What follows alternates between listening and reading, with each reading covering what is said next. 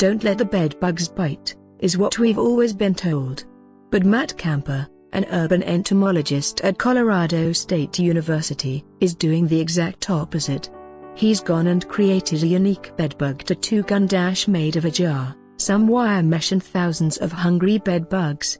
You simply invert the jar onto your skin, let the bedbugs bite, and later admire the pink, temporary tattoo they leave behind. Camper's unique invention will be featured on an upcoming edition of Outrageous Acts of Science on the Science Channel.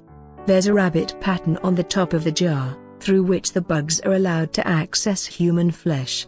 According to wildlife expert Ellie Harrison, it takes 2 hours for the tattoo to really show up on the skin.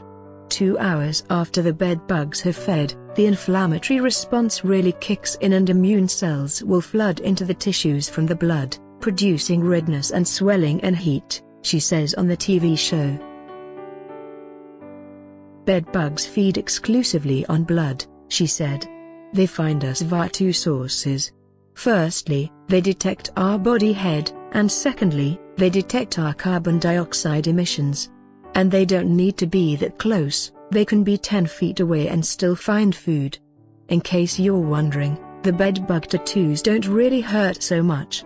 Biologist Karen Bodner says that when the bedbugs bite, they release something called a stylet into the skin. There's 2 tubes here, and through one of these tubes they're sending in their saliva. And the saliva has both an anticoagulant, a chemical that actually keeps the blood from clotting up, and also an anesthetic, so this is really good because whoever they're biting can't feel it.